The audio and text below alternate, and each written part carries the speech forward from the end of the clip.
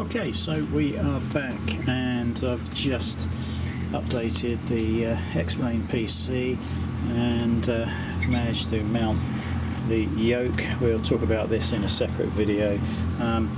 The radio panel actually screws to the top of the yoke. There are some screws that you can unscrew. They're long enough and they all line up with the mounting holes for the radio. Now whether that's just a lucky coincidence or whether these are sort of standard mountings, spacing in the flight sim industry, I've no idea. Anyway, so I've downloaded the driver for the radio panel from the Logitech website. It's just self-installed once run, and if you look in the resources plugins folder on X-Plane, you will see that it's been installed in there and it works just fine. The only thing I am disappointed with is the quality of the displays. Actually, you probably won't see this on screen. Let me swap that back over. I'm just going to zoom in and see if you can tell. No, you see, I don't think you can see this, or maybe you can. When the digits are uneven, they are unevenly lit, which is a pretty big disappointment. That's the sort of thing that winds me up.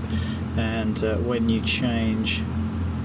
I'm changing the digit here, 1 to 0, this segment of the 4 is changing brightness. I don't know whether it's dimmer, brighter, dimmer, brighter. I don't know whether the camera's going to pick that up or not. Possibly not. I'll see when I play this back. Controls all work very nicely. We've got the transponder set there.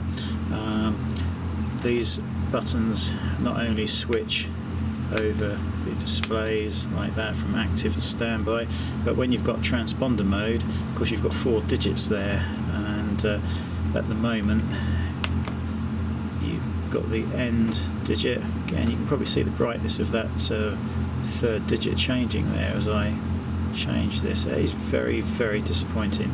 Yes, I am into a USB, it's a powered USB adapter with, I think it's about 7 USB sockets, but I have tried just plugging the radio straight into the PC, so it's not a power issue, it's just poor display.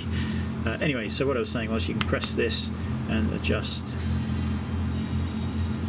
the 2 digits at that end, and if you press it again it switches to the 2 digits of that end. So pretty straightforward, but I am disappointed that the display brightness is varying as I change this. It's just no need for that.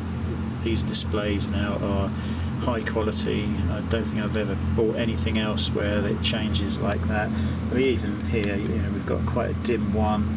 The 6 down the side there is quite bright. The 0, that segment's bright.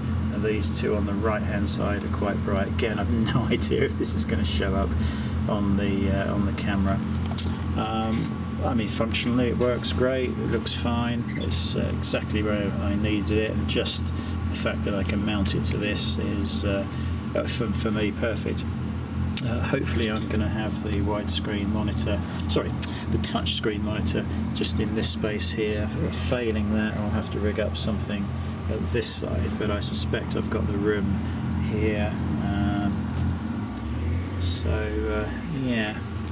So I'm going to get the yoke drivers downloaded now.